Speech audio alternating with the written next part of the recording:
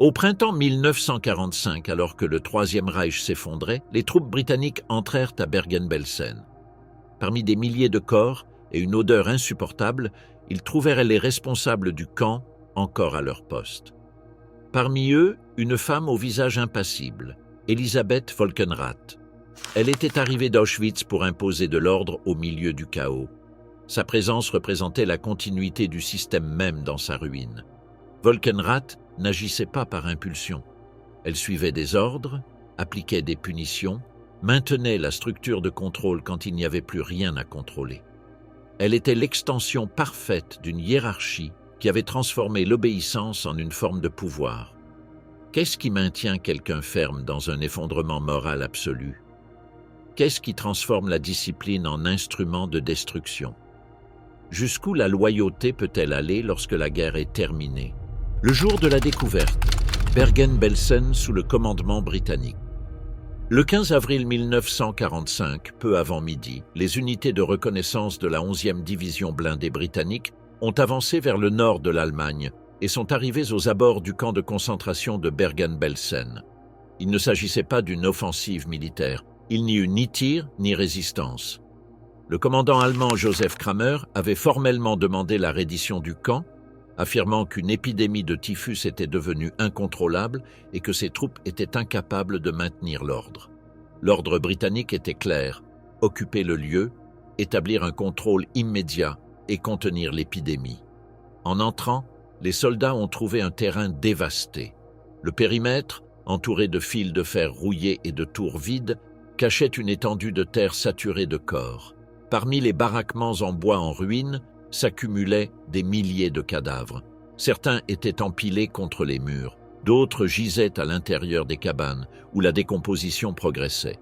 Les premiers rapports parlaient d'environ 13 000 corps non enterrés. La putréfaction était si intense que les soldats ont dû se couvrir le visage avec des linges imbibés de désinfectants pour pouvoir avancer. Dans les baraquements, il restait environ 60 000 prisonniers encore en vie. La plupart ne pouvaient pas se lever. Leur extrême maigreur, les infections intestinales et le typhus avaient réduit leur force à un point irréversible. L'eau potable était rare depuis des semaines. Les cuisines étaient détruites, les réservoirs contaminés. Selon les registres britanniques, les rations quotidiennes avant la libération ne dépassaient pas l'équivalent de quelques centaines de calories par personne. Le colonel médecin Glyn Hughes, chef des services sanitaires du 2e corps britannique, a pris la direction de l'opération. Dans son premier rapport, il a déclaré que le camp devait être considéré comme une zone infectée et que les mesures de secours conventionnelles étaient insuffisantes. Il a ordonné l'isolement complet de la zone, la création d'un cordon sanitaire et l'évacuation progressive des survivants qui pouvaient être déplacés. Pourtant, pendant les premiers jours, la mortalité ne s'est pas réduite. Les registres indiquent entre 400 et 500 décès quotidiens au cours de la première semaine. L'hôpital militaire allemand de Hohn, situé à 3 km, a été réquisitionné et transformé en centre de soins pour les prisonniers pouvant être déplacés. Les plus graves sont restés dans le camp, dans des infirmeries improvisées, érigées entre les baraquements désinfectés à la créoline. L'armée a distribué des couvertures et des aliments d'urgence, mais beaucoup sont morts dans les premières heures de réhydratation. Le corps, affaibli par des mois de famine, ne supportait pas le changement. Les unités de génie ont commencé l'excavation de fosses communes dans les environs. Entre le 17 et le 28 avril, plus de 30 tranchées ont été ouvertes. Dans chacune d'elles, des centaines de corps ont été déposés sous supervision militaire. Les soldats ont contraint les prisonniers allemands et les membres des SS capturés à participer aux travaux d'enterrement. L'ordre était strict: nettoyer le camp pour éviter une catastrophe sanitaire.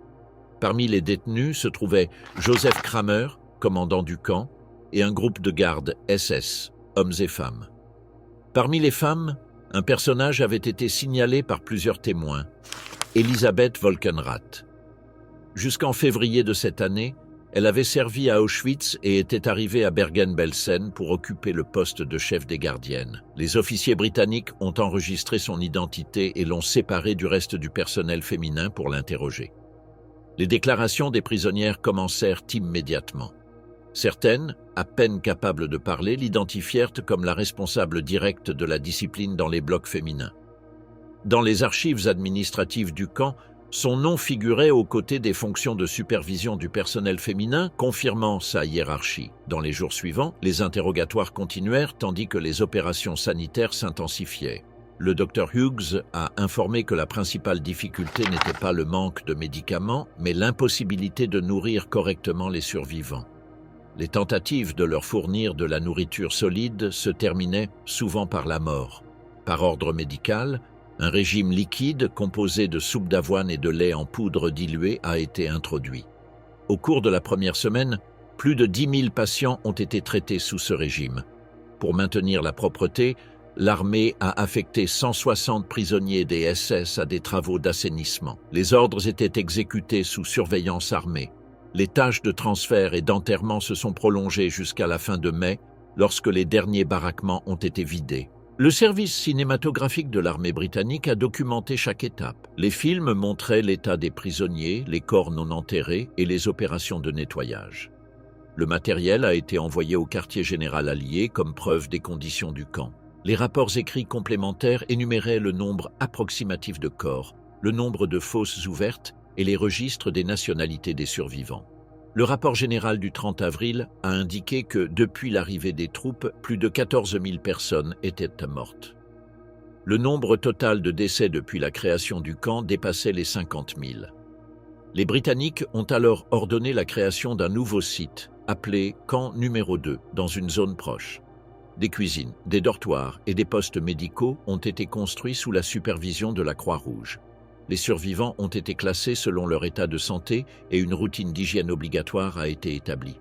Le colonel Taylor, désigné commandant du camp sous administration britannique, a informé du manque de discipline et de la priorité sanitaire. Il a ordonné l'incinération de tous les vêtements et objets contaminés. Rien ne devait être conservé du camp d'origine. Parallèlement, des listes de prisonniers survivants ont été élaborées au moyen de registres et d'entretiens. Les documents allemands étaient incomplets et de nombreux noms étaient illisibles. Déterminer le nombre exact de victimes était impossible. La présence des femmes SS capturées a provoqué de la perplexité parmi les soldats et les médecins britanniques.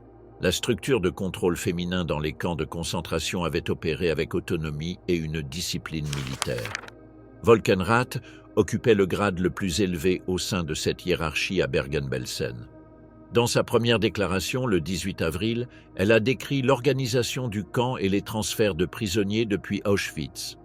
Elle a affirmé avoir assumé la supervision des gardiennes en février et a attribué le chaos au manque de fournitures. Elle n'a mentionné ni abus ni punition. Les rapports britanniques ultérieurs ont confirmé la désintégration administrative du camp au cours des dernières semaines du régime. Les routes de transport étaient coupées et les approvisionnements n'arrivaient pas. Cependant, les témoignages concordèrent sur le fait que la discipline répressive avait continué jusqu'à la fin. Les punitions étaient appliquées même dans les jours précédant l'entrée des troupes. Plusieurs prisonnières venant d'Auschwitz et de Ravensbrück, ainsi que des infirmières détenues lors des évacuations, ont rapporté avoir vu Volkenrath participer à des passages à tabac et à des sélections de travail. Leurs déclarations ont été recueillies et archivées comme matériel de preuve. En mai, avec la situation sanitaire sous contrôle, les autorités britanniques ont commencé le classement des documents et la traduction des registres allemands. Des listes de transport en provenance d'Auschwitz et des annotations avec les signatures de supervision des gardiennes ont été trouvées. Parmi elles se trouvait celle de Volkenrath. À la fin du mois, tous les membres identifiés des SS ont été transférés dans un centre de détention à Celle.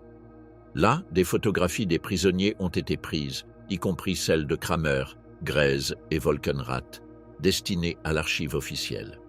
Bien que le camp ait été libéré, les décès ont continué. Les rapports médicaux de juin comptaient près de 14 000 décès supplémentaires parmi les survivants. Le nombre total de victimes directes ou indirectes dépassait les 70 000. Le rapport final de l'armée britannique, daté du 30 juin, décrivait Bergen-Belsen comme un cas extrême d'effondrement sanitaire et humain. En annexe du document était incluse la liste des prisonniers allemands arrêtés.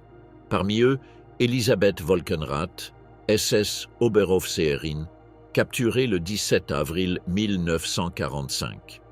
La documentation obtenue au cours de ces semaines a servi de base à l'élaboration des dossiers judiciaires qui, dans les mois suivants, établiraient les responsabilités du personnel du camp. Dans les archives de Celle et de Lüneburg seraient enregistrées les premières déclarations de Volkenrath et les antécédents qui marqueraient le début d'un procès sans précédent dans l'après-guerre. Enfance allemande, la création d'une croyante aveugle.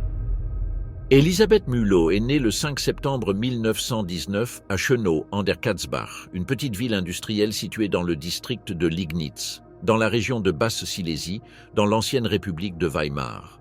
Son père, Joseph Mülow, était travailleur forestier et sa mère s'occupait de 6 enfants.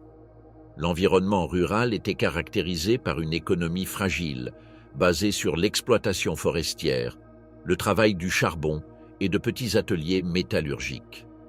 Les logements étaient modestes, en bois, avec des toits noircis par la fumée constante des poêles. L'après-guerre allemande avait laissé un pays désarticulé. Le traité de Versailles, signé en 1919, a imposé des sanctions économiques et militaires qui ont modifié la vie quotidienne. En Silésie, les effets se sont traduits par du chômage, de l'inflation et une dépendance aux subventions. Les familles ouvrières, comme les Mülow, survivaient avec des rations et des travaux temporaires. La crise politique de la République de Weimar a généré un climat de frustration généralisée. Les anciens combattants blâmaient les politiciens pour la défaite, tandis que les jeunes grandissaient dans un climat de ressentiment. Dans ce contexte, Elisabeth a été formée dans des écoles primaires rurales où prédominaient des valeurs prussiennes, obéissance, discipline et respect de l'autorité. Les livres d'histoire exaltaient l'unification réalisée par Bismarck et décrivaient la reddition de 1918 comme une trahison interne. Les enseignants, dont beaucoup étaient des vétérans de guerre, répétaient cette interprétation dans leurs cours. Pour les enfants, la notion de patrie était liée au devoir et à la loyauté, pas à la réflexion critique. Pendant la décennie de 1920, le système politique allemand est devenu instable. Les changements constants de gouvernement et l'inflation de 1923 ont détruit le pouvoir d'achat des familles. La dépression de 1929 a aggravé la situation. Dans les villages de Silésie, une vision hostile envers les partis de gauche et une méfiance envers tout ce qui est étranger se sont consolidées. Dans les journaux locaux, des messages nationalistes et des théories du complot qui accusaient les banquiers juifs et les socialistes de l'effondrement économique étaient répétés. Elisabeth a grandi dans un environnement de pauvreté constante, mais avec une structure sociale rigide. Selon les archives du district de Liegnitz, elle a terminé l'école élémentaire à l'âge de 14 ans et a commencé à travailler comme aide domestique. Les opportunités pour une femme d'origine ouvrière étaient limitées. Nettoyage, couture ou cuisine dans des foyers aisés. Entre 1935 et 1938, elle a travaillé dans un salon de coiffure local, emploi enregistré dans les archives municipales. L'ascension du Parti national-socialiste en 1933 transforma tous les domaines de la vie publique. Elisabeth avait alors 13 ans. La propagande du régime pénétra dans les écoles, les foyers et les organisations de jeunesse. Les filles furent incorporées à la Bund Deutscher Mädel, la Ligue des jeunes filles allemandes, branche féminine des jeunesses hitlériennes. Leur fonction était de façonner la pensée et le comportement des jeunes Allemandes sous 3 principes: obéissance au Führer, pureté raciale et sacrifice pour la communauté. Les activités combinaient des exercices physiques, des marches, des chants et des tâches de service social. Cependant, la fonction centrale était idéologique. On enseignait que la femme devait maintenir la santé et la pureté du peuple allemand. Les manuels éducatifs soulignaient le devoir biologique: se marier tôt, avoir des enfants et éviter tout lien avec ceux qui n'appartenaient pas à la soi-disant race aryenne. Les émotions personnelles étaient subordonnées à l'idéal national. Vers 1936, l'adhésion à la BDM est devenue obligatoire par décret. Toutes les filles allemandes devaient rejoindre l'organisation entre 10 et 18 ans. Elisabeth, comme des milliers d'adolescentes rurales, est entrée par disposition officielle. Les réunions hebdomadaires incluaient la lecture de discours de Hitler, l'analyse de fragments de Mein Kampf et des chants en groupe. La structure hiérarchique reproduisait celle d'un bataillon: commandement, uniforme et obéissance. Les rapports du ministère de l'Éducation du Reich enregistraient une assistance supérieure à 90%. Dans les zones rurales, la BDM est devenue une forme d'intégration sociale. Pour les filles d'ouvriers, cela représentait une opportunité de reconnaissance et d'appartenance. L'organisation offrait des uniformes, des insignes et la participation à des cérémonies publiques. Dans un environnement sans mobilité économique, ce prestige symbolique avait du poids. En 1937, la Ligue a commencé à recruter des membres pour le service national du travail féminin. Les jeunes femmes devaient effectuer 6 mois de travaux agricoles ou domestiques au profit de l'État. L'expérience combinait discipline semi-militaire et endoctrinement idéologique. On leur enseignait à valoriser la résistance physique, l'effort collectif et l'utilité pour le Reich. Élisabeth a achevé ce service en 1939, peu avant le début de la guerre. Les autorités du régime considéraient ce service comme une étape préparatoire pour des emplois dans des usines, des bureaux ou des institutions étatiques. Les femmes de bonne conduite et aux antécédents racialement purs pouvaient être recommandées pour des tâches administratives dans les SS ou dans des industries liées à l'effort de guerre. Ainsi, le passage de l'éducation à la structure du travail étatique s'est produit sans rupture. Dans les années précédant la guerre, la propagande intensifiait l'exaltation du devoir féminin. Les actualités montraient les jeunes femmes de la BDM travaillant dans les fermes et participant à des défilés patriotiques. Les magazines officiels les présentaient comme des piliers de la nation. Elles ne combattaient pas, mais soutenaient le front intérieur par le travail et l'obéissance. L'idéal de la femme allemande était défini comme une force productive et reproductive au service de l'État. Le 1er septembre 1939, avec le début du conflit, le régime a mobilisé des millions d'hommes et a élargi le travail obligatoire féminin. En 1941, les SS ont commencé à recruter du personnel auxiliaire pour leurs camps de concentration. La croissance du système répressif exigeait plus d'employés administratifs et de surveillance. Cette même année, Elisabeth Mulot fut convoquée. Les archives de Ravensbrück la mentionnent comme gardienne auxiliaire assignée en octobre 1941. Son incorporation suivait une procédure standard: examen médical, vérification de l'ascendance et serment de fidélité à l'État. Aucune formation académique ni expérience préalable n'était requise, seulement une disposition à obéir aux ordres et à maintenir la discipline. Le cours de formation pour les nouvelles gardiennes durait quelques semaines.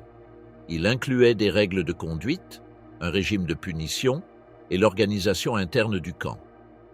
Les instructrices insistaient sur l'obéissance inconditionnelle et l'interdiction de remettre en question les ordres.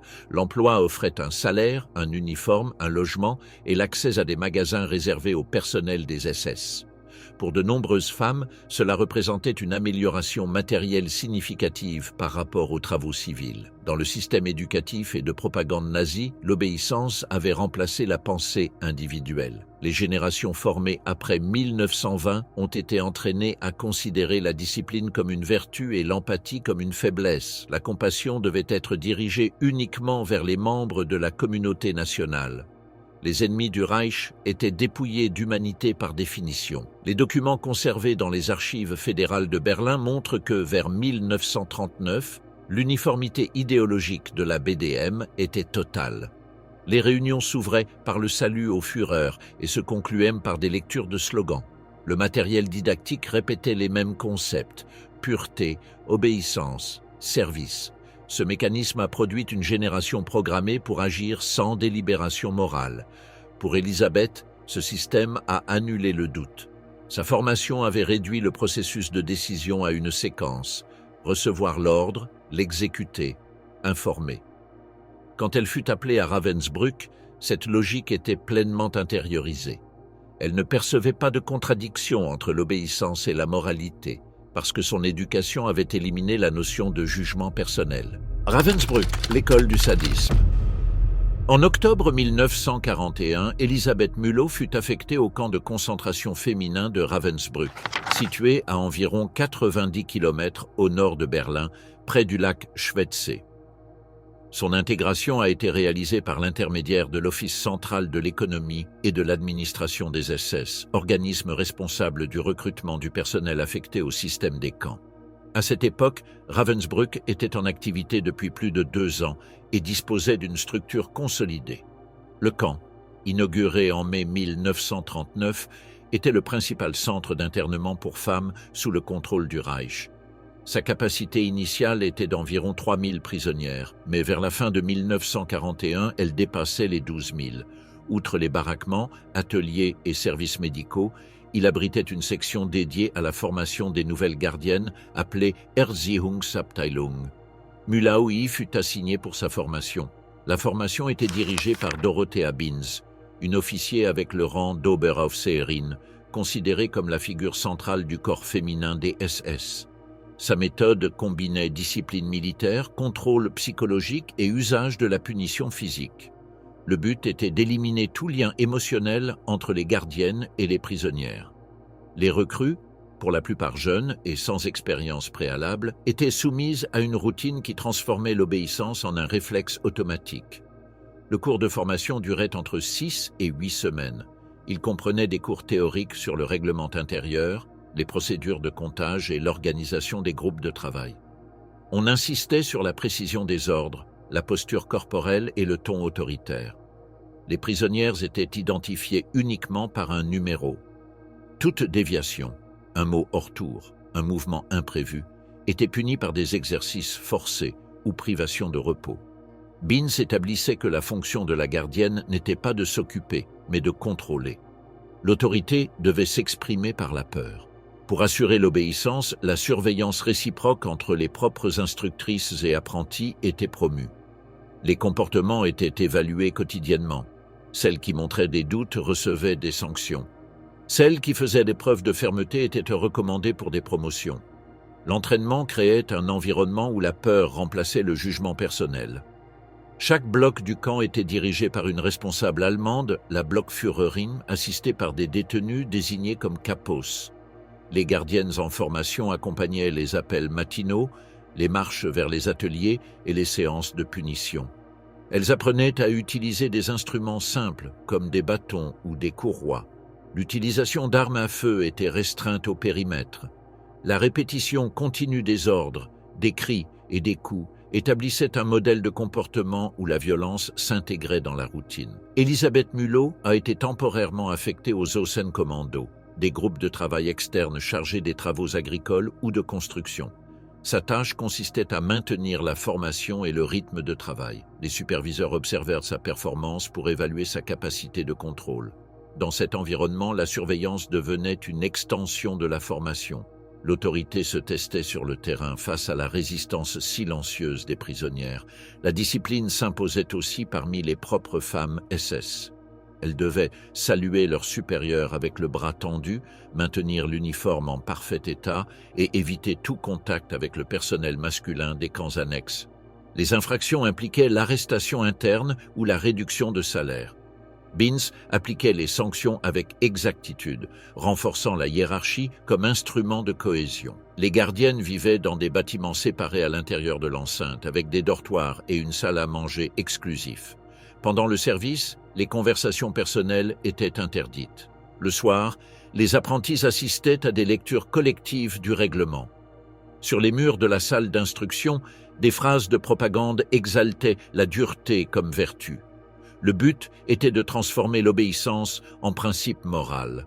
À partir de 1942, Ravensbrück fut intégré à un programme d'expérimentation médicale dirigé par Karl Gebhardt, chirurgien en chef des SS et médecin personnel de Himmler. Dans les laboratoires, on réalisait des interventions sur des prisonnières polonaises blessées délibérément et infectées pour tester des traitements antibactériens. Les gardiennes collaboraient en transférant les détenus, en surveillant le pavillon et en maintenant l'ordre pendant les opérations. Il n'existe pas de registre direct de la participation de Mühlau, mais sa position dans la zone d'instruction la mettait en contact avec celles qui accomplissaient ces tâches. Les rapports du terrain indiquent que les gardiennes assignées au bloc médical recevaient des gratifications supplémentaires. Le contact quotidien avec la douleur physique des prisonnières faisait de la violence un composant fonctionnel. Les victimes étaient en vue comme des instruments d'étude, non comme des individus. Cette indifférence opérationnelle faisait partie de l'apprentissage.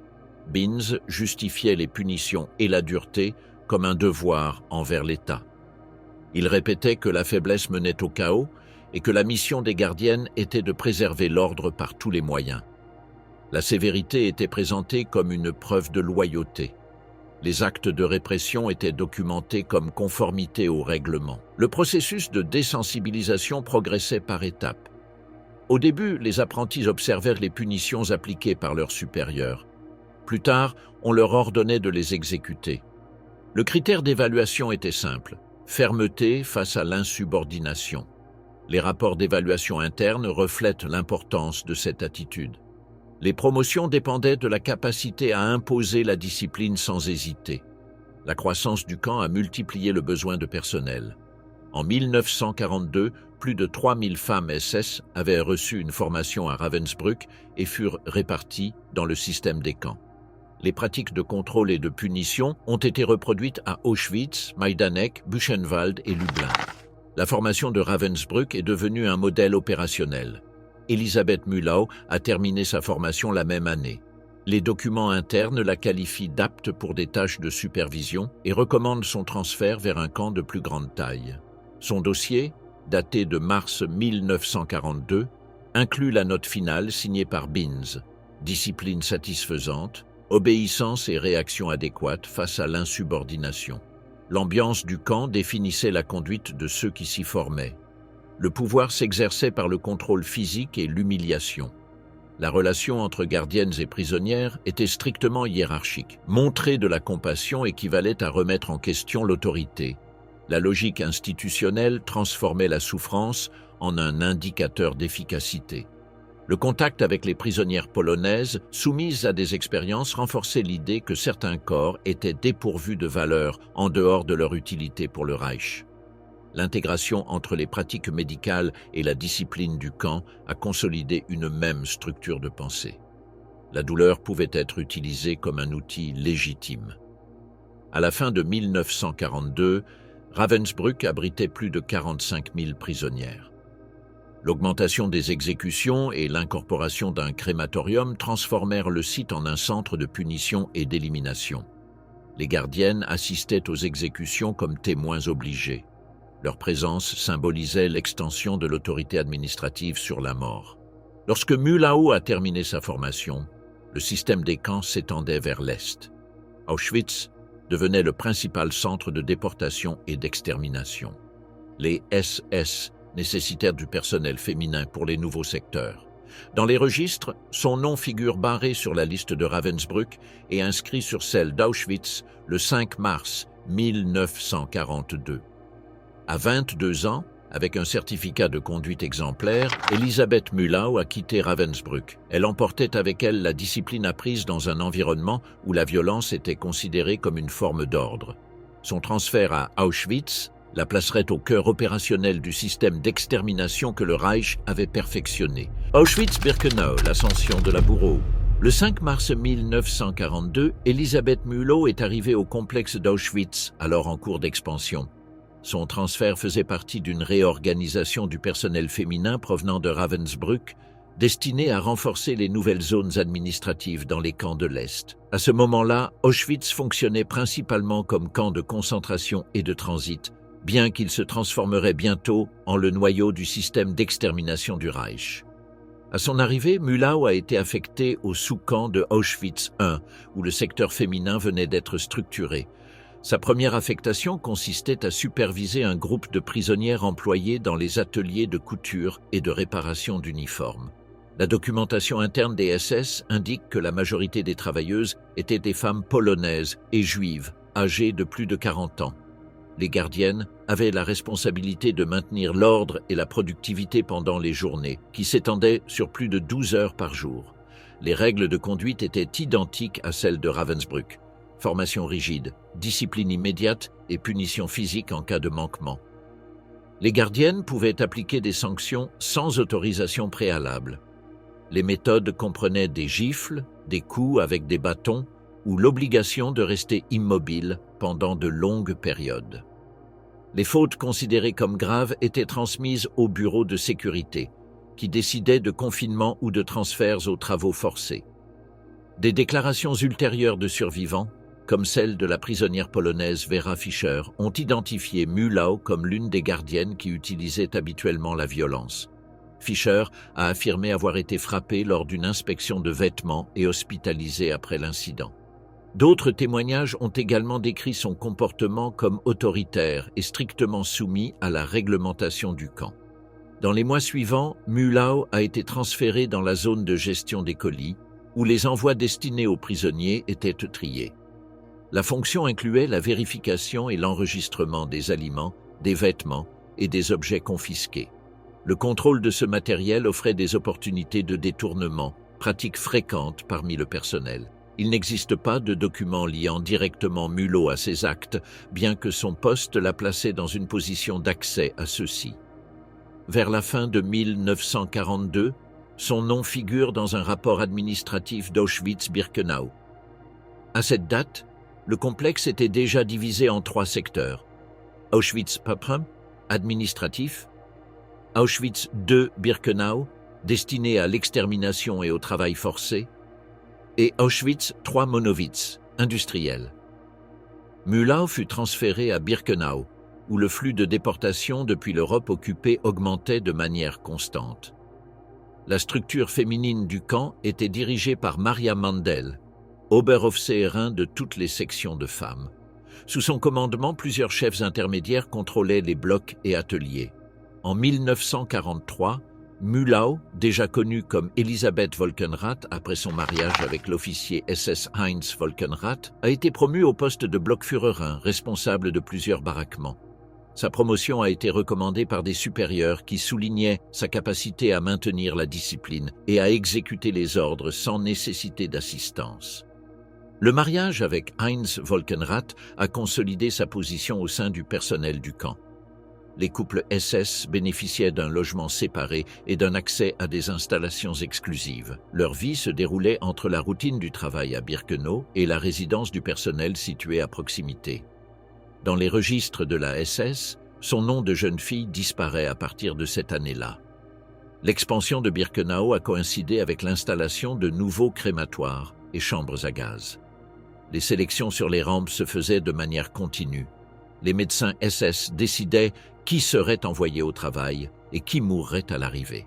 Les gardiennes, sur ordre direct, surveillaient les files et maintenaient l'ordre pendant le processus.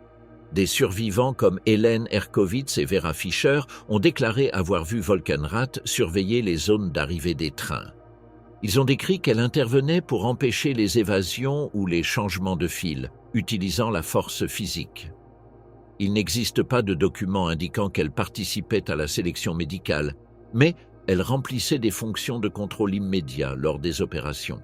Son rôle consistait à s'assurer que les ordres étaient exécutés sans résistance. À mesure que la population du camp augmentait, les tâches de supervision se sont étendues. En 1943, Volkenrath a été nommé chef de section féminine, avec autorité sur un groupe de gardiennes et prisonnières désignées comme kapos.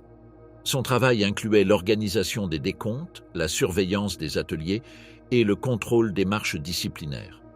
Les rapports décrivent sa performance comme efficace et stricte. Le système de châtiment corporel était réglementé. Les gardiennes devaient enregistrer les infractions et signaler les sanctions appliquées. Les rapports graves passaient au bureau de Mandel qui décidait des mesures supplémentaires. Volkenrath respectait ces règles avec exactitude. L'efficacité se mesurait par la capacité de maintenir l'ordre sans intervention externe. Les témoignages s'accordent à dire qu'elle dirigeait avec sévérité les exercices collectifs de punition connus sous le nom de Sportmachen. Pendant ceux-ci, les prisonnières étaient obligées de marcher ou de faire des mouvements répétitifs jusqu'à l'épuisement. Un témoignage du musée d'Auschwitz raconte que, face à la perte d'un objet, Volkenrath ordonna à des dizaines de femmes de marcher en cercle jusqu'à ce que plusieurs s'effondrent. Les punitions étaient exécutées en public et avaient une fonction exemplaire. À Birkenau, des inspections périodiques étaient également menées pour sélectionner les prisonnières malades ou incapables. Les gardiennes assistaient les médecins SS lors de ces examens. Les personnes sélectionnées étaient marquées et transférées au bloc 25, étape préalable à l'extermination. Les survivants ont identifié Volkenrath comme l'une des responsables de l'accompagnement de cette procédure. Le système favorisait l'initiative punitive. Les gardiennes qui faisaient preuve de dureté étaient valorisées comme loyales. Cette concurrence interne a généré un climat où la brutalité était synonyme d'efficacité. Dans ce cadre, des figures comme Irma Grese et Elisabeth Volkenrath ont acquis une réputation parmi les supérieurs pour leur conduite disciplinée et leur exécution sans questionnement.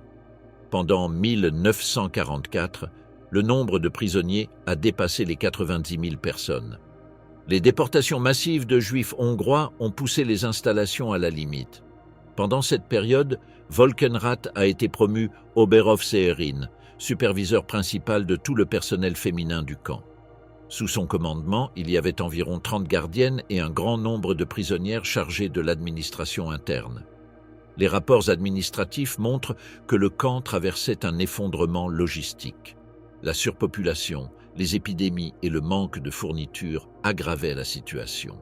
Dans ce contexte, l'autorité féminine devait garantir le fonctionnement minimum du système.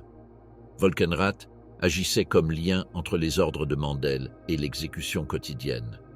Les déclarations s'accordent à la décrire comme une figure rigide et méthodique, présente lors des comptes rendus et des contrôles quotidiens.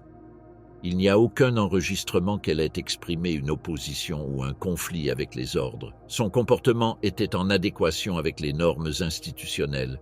L'obéissance constituait le paramètre d'évaluation et de promotion. En janvier 1945, avec l'avancée de l'Armée rouge, les autorités SS ont ordonné l'évacuation d'Auschwitz. Les soi-disant marches de la mort ont commencé le 17 de ce mois. Des dizaines de milliers de prisonniers ont été forcés de se déplacer à pied vers l'ouest, sous des températures extrêmes. Les colonnes féminines ont été organisées par sections. Bergen-Belsen, l'effondrement et la décomposition morale. Le 5 février 1945, Elisabeth Volkenrath arriva au camp de concentration de Bergen-Belsen avec un contingent de gardiennes SS en provenance d'Auschwitz-Birkenau. Le transfert faisait partie de l'évacuation des camps orientaux face à l'avancée soviétique. Les ordres du haut commandement des SS stipulaient que les prisonniers capables de marcher devaient être conduits à l'intérieur du Reich. Bergen-Belsen, en Basse-Saxe, fut désigné comme point de réception de ces colonnes. Lorsque Volkenrath a pris ses fonctions, le camp était déjà au bord de l'effondrement.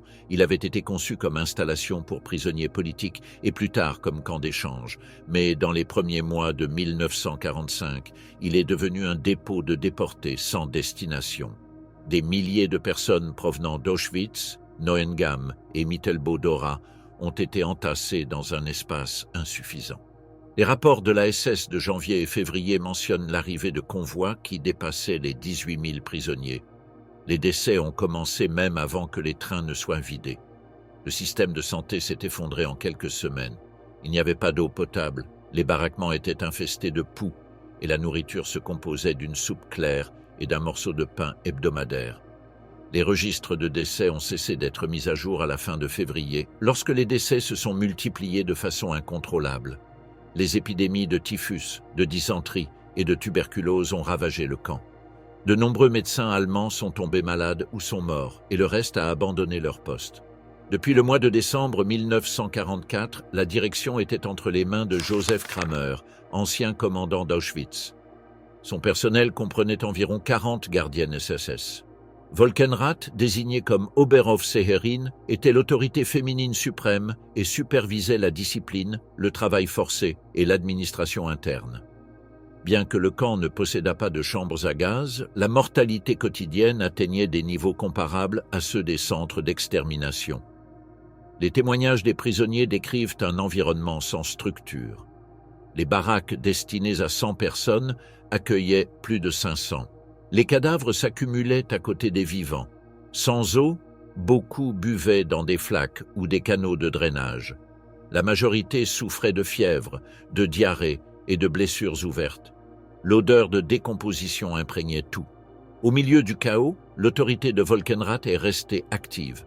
Des témoins ont confirmé qu'elle continuait d'imposer des punitions avec une discipline méthodique. Alors que certains membres du personnel tentèrent de se replier, elle restait à la tête du secteur féminin. Un rapport britannique ultérieur a recueilli le récit d'une prisonnière obligée à maintenir un navet sur la tête pendant des heures. Lorsqu'elle s'évanouit, elle fut frappée par Volkenrath jusqu'à perdre connaissance. Un autre témoin a raconté qu'elle a participé, avec Kramer, à l'agression d'une détenue accusée de tentative d'évasion. À ce stade-là, les punitions manquaient de but fonctionnel. Les travaux forcés avaient cessé et les ordres productifs n'existaient plus. Cependant, la hiérarchie militaire restait en place. Les gardiennes continuaient d'appliquer des sanctions comme si le système était toujours en vigueur. L'obéissance était devenue une fin en soi. En mars 1945, les rapports médicaux ultérieurs estimaient entre 500 et 1000 décès quotidiens. Les cadavres étaient empilés ou jetés dans des fossés. Certains survivants ont affirmé avoir été témoins d'actes de cannibalisme dus à la faim extrême. Les enquêtes britanniques ont confirmé ces récits, signalant un degré de dégradation physique et morale sans précédent. Malgré l'effondrement, la chaîne de commandement ne s'est pas dissoute. Les ordres descendaient de Kramer et étaient exécutés sans délibération. Volkenrath continuait de coordonner les appels du matin qui se prolongeaient pendant des heures, même lorsque les prisonniers tombaient de morts en formation. Les coups et cris des gardiennes accompagnaient ces scènes. Une survivante néerlandaise, identifiée comme témoin 126, a déclaré que Volkenrath assistait au comptage armé d'un bâton en caoutchouc. Une autre prisonnière a relaté que, peu avant la libération, elle l'a vu frapper une femme qui ne pouvait pas traîner un cadavre.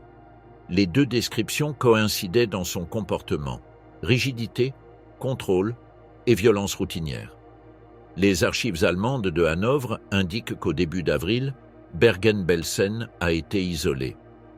L'approvisionnement alimentaire a cessé le 7 de ce mois. Les demandes de transport pour évacuer le personnel ont été ignorées. Avec les ressources concentrées à Berlin, le camp a été abandonné. Dans les derniers jours, la structure administrative s'est effondrée. Plusieurs gardes masculins ont déserté ou ont été exécutés en essayant de s'échapper. Volkenrath est resté à son poste.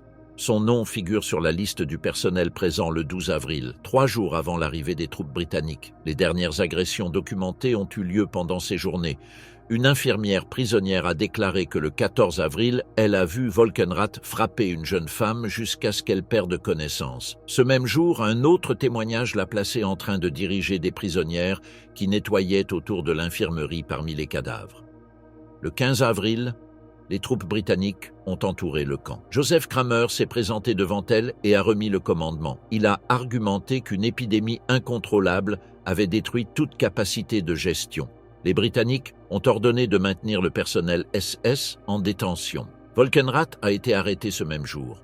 Les registres de la 11e division blindée incluent son nom parmi les premiers détenus. Elle a été forcée, avec d'autres gardiennes, à participer au nettoyage et à l'enterrement des corps. Les photographies de l'unité cinématographique de l'armée la montrent transportant des cadavres sous surveillance armée. Le colonel médecin Glyn Hughes a pris le contrôle sanitaire et a rédigé le premier rapport technique sur l'état du camp. Il a décrit une odeur de mort persistante qui imprégnait la peau et les vêtements. Il a estimé plus de 14 000 décès supplémentaires entre le 15 et le 21 avril. De nombreux prisonniers n'ont pas résisté au traitement initial. Les interrogatoires du personnel SS ont commencé immédiatement. Les Britanniques cherchaient à identifier les commandants. Les déclarations étaient évasives. Volkenrath a affirmé être récemment arrivé et ignorer l'ampleur du désastre. Cependant, les survivants l'ont reconnu comme une dirigeante active jusqu'à la fin. Le procès de Lüneburg, la chute d'Elisabeth Volkenrath. Le procès de Belsen a commencé le 17 septembre 1945 dans la ville de Lüneburg, sous juridiction britannique. Ce fut le premier procès à grande échelle organisé par les puissances alliées après la capitulation de l'Allemagne. 45 accusés, dont 22 femmes membres des SS, impliqués dans les crimes commis dans les camps de Bergen-Belsen et Auschwitz-Birkenau, étaient sur le banc des accusés. Parmi les accusés figurait Elisabeth Volkenrath, enregistrée comme Oberaufseherin, la plus haute autorité féminine du personnel SS à Belsen. Le tribunal était présidé par le colonel Mervyn Gonin et composé de 5 officiers britanniques. Le ministère public était dirigé par le colonel T.M. Backhouse, désigné par le bureau du Judge Advocate General. Chaque accusé a eu une défense militaire assignée. Le procès s'est déroulé conformément au droit militaire britannique selon l'ordonnance numéro 10 du contrôle allié, qui permettait de juger les crimes de guerre commis dans les zones sous contrôle britannique. Les accusations contre Volkenrath étaient divisées en deux groupes. La première l'accusait de participation consciente à des assassinats, mauvais traitements et tortures à Bergen-Belsen entre février et avril de 1945. La seconde, de collaboration dans les sélections et actes d'extermination réalisés à Auschwitz-Birkenau entre 1942 et 1944. L'accusation a présenté des documents administratifs, des dossiers du personnel et des témoignages directs de survivants. Elle a également incorporé des photographies et des films tournés par la British Army Film Unit après la libération du camp, qui montraient les baraquements saturés et les corps empilés. Ces preuves visuelles ont servi à établir les conditions du lieu et l'intervention directe des gardiens dans la gestion du camp. Les séances se tenaient quotidiennement. Les accusés étaient placés derrière une grille métallique sur un banc surélevé. Les femmes SS, parmi lesquelles Volkenrath, Irma Grese et Johanna Bormann, portaient des uniformes de prison. Pendant la lecture des chefs d'accusation, elles restaient immobiles. Lors de la première étape du procès, le ministère public a présenté les preuves relatives à Bergen-Belsen. Les rapports médicaux du colonel Glyn Hughes et du capitaine Derek Sington confirmèrent que les morts massives n'étaient pas exclusivement le produit du chaos de la fin de la guerre, mais le résultat d'une administration délibérément négligente. Les conditions du camp avaient conduit à la mort par faim, maladie et abandon de dizaines de milliers de personnes. Ensuite, les témoignages des survivantes ont été présentés. Vera Fischer, Helen Erkowitz, Anita Lasker-Wallfisch et Anne-Marie Pitt ont identifié Volkenrath comme étant la chef des gardiennes à la fois à Auschwitz et à Belsen. Elles ont décrit des punitions physiques récurrentes, coups avec une matraque en caoutchouc, gifles, coups de pied et exercices forcés appliqués comme sanction collective. Un témoin a déclaré l'avoir vue sur les rampes de Birkenau, participant aux sélections de femmes malades envoyées au bloc 25. Pendant le contre-interrogatoire, la défense a questionné la mémoire des témoins et la possible confusion entre différentes gardiennes. La stratégie était uniforme: nier les faits concrets et attribuer la responsabilité à des supérieurs hiérarchiques. Volkenrath a déclaré sous serment que sa fonction était de maintenir l'ordre, pas de punir. Elle a reconnu avoir giflé des prisonnières désobéissantes, mais a nié avoir causé des blessures graves ou des décès. À propos des sélections à Auschwitz, il a affirmé que sa présence était due à des tâches administratives. Son devoir, a-t-il dit, était d'assurer l'alignement des rangs sans décider des destins. Concernant Belsen, il a soutenu que la mortalité était due au manque de nourriture et de médicaments résultant de l'effondrement final du Reich. Il a allégué que le typhus avait échappé à tout contrôle et qu'il avait obéi aux ordres sans ressources ni alternatives.